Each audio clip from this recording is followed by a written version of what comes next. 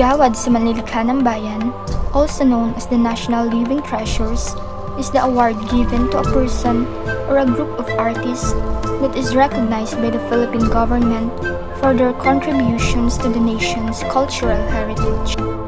According to the National Commission for Culture and the Arts, or the NCCA, it was materialized as per the Republic Act No. 7355 or the Manlilikan ng Bayan Act of April 1992. The NCCA was tasked to administrate and implement the award to the artist. They were also tasked to search for the finest traditional artists of the Philippines, to adopt a program that will ensure the transfer of skills to others and shoulders measures to endorse the genuine appreciation and instill pride among Filipinos. The award was first given to three outstanding artists in music and poetry in 1993. Its roots came from the 1988 National Folk Artist Award, which was organized by the Rotary Club of Makati, Ayala. RA 7355 would also imply that a citizen engaging in any traditional art which is uniquely Filipino, whose distinctive skills will reach such a high level of technical and artistic excellence and is passed on to and widely practiced by the generation of today in his or her community with the same level of technical and artistic competence. Who are the Gamaba awardees? What are their qualifications? The Gamaba awardees are the people who have adopted a program that will ensure the transfer of their skills to others. They undertake measures to promote a genuine appreciation of traditional craft and art and instill pride among our people about the skill of the Gawad sa Manlilikan ng Bayan. How does one become a Manlilikan ng Bayan? Mechanics and guidelines to follow. Must be an inhabitant of an indigenous traditional cultural community anywhere in the Philippines that has preserved indigenous customs, beliefs, rituals, and tradition and or has syncretized whatever external elements that have influenced it. Must have engaged in folk art tradition that has been in existence and documented for at least 50 years. Must have consistently performed or produced over a significant period works of superior and distinctive quality. He, she, or the group must possess a mastery of tools and materials needed by the art and must have an established reputation in the art as master and maker of works of extraordinary technical quality. Must have passed on and will pass on to others members of the community their skills in the folk art for which the community is traditionally known. A candidate who due to age or infirmity has left them incapable of teaching further their craft may still be recognized provided that they must possess the qualifications as enumerated above. Categories: Maritime Transport, Weaving, Carving, Performing Arts, Literature, Graphic and Plastic Arts, Ornaments, Textile and Fiber Art, Pottery, Folk Art Architecture. To ensure a fair selection of potential awardees, the Gawad sa Manlilikan ng Bayan Executive Council shall be assisted by an ad hoc panel of experts consisting of experts in the traditional and folk arts categories. The names of those selected to become members of the ad hoc panel of experts shall be submitted to the NCCA Board of Commissioners for proper designation. The term of the members shall expire upon completion of the search and selection process. The rank and title of Manlilikan ng Bayan is proclaimed by the President of the Philippines in accordance with the Executive Order No. 236 or Honors Code of the Philippines. The Gamaba gold-plated medallion minted by the Bangko Sentral ng Pilipinas.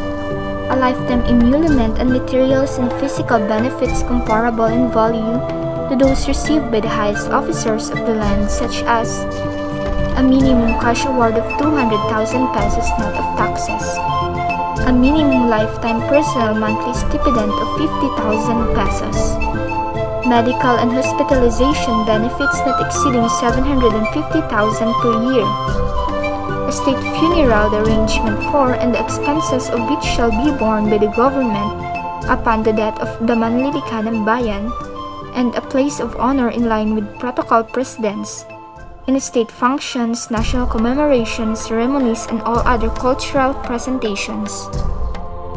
The rank and title of Manlilikanang Bayan is proclaimed by the President of the Philippines in accordance with Executive Order No. 236 or Honors Code of the Philippines, a one-time award of 200,000 pesos net of taxes. The group shall designate its leader, who will represent and attend events and functions on behalf of the group. The said representative will also have a place of honor in line with protocol precedents in state functions, national commemoration ceremonies, and all other cultural presentations. Emblem: the award logo is a representation of the human form used in traditional cloth. Below the logo is the phrase Manlilikanang Bayan, written in Baybayin, an ancient Filipino script used in the Philippines in the 16th century. Ginao-Bilog, 1953 to 2003.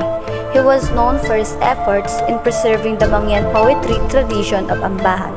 Notable award, Gamaba or Gawad na Manlilikanang Bayan, year 1993. Masino Interay, 1943 to 2013.